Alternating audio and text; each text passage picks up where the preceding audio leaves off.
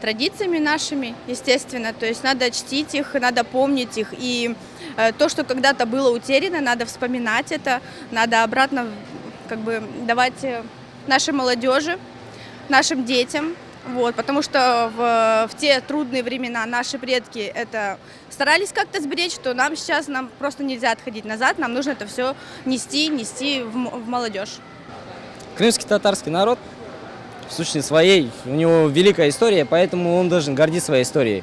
Каждый человек, каждый крымский татарин, человек с этого народа, он должен знать свою историю. Потому что тот человек, который не знает свою историю, он не имеет будущего. На самом деле это так. И, конечно же, надо любить свой народ и готовым быть, как в словах нашего гимна «Анаткен Сосберген, Милитычин Урмеге». То есть, да, все знают перевод этих слов, и он на самом деле очень глубокий. Поэтому надо гордиться своим народом, любить его и готовым быть отдать за него жизнь.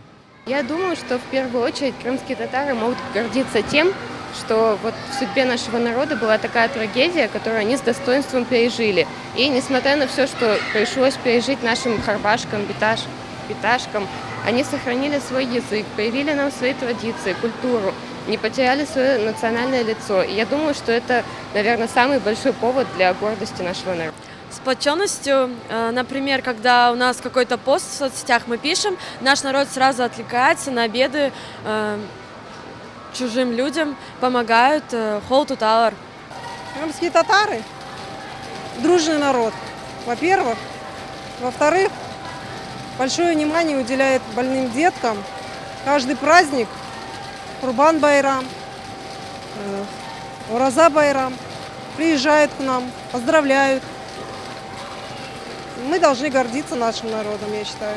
По моему мнению, в первую очередь мы можем гордиться своей сплоченностью, дружелюбием, гостеприимством, воспитанием нашего народа. Менталитет, да, у нас вообще отличается от менталитетов любого другого народа, культурой. Мы очень отзывчивый народ, это наш менталитет.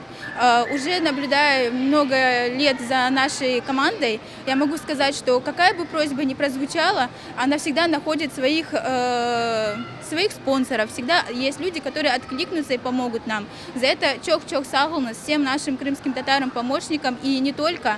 Вот это я считаю, что это причина гордиться нашим народом. Мен билсем, бу биринчиден bizim vatanımız Kırım ve bizim gimnimiz o pek güzel.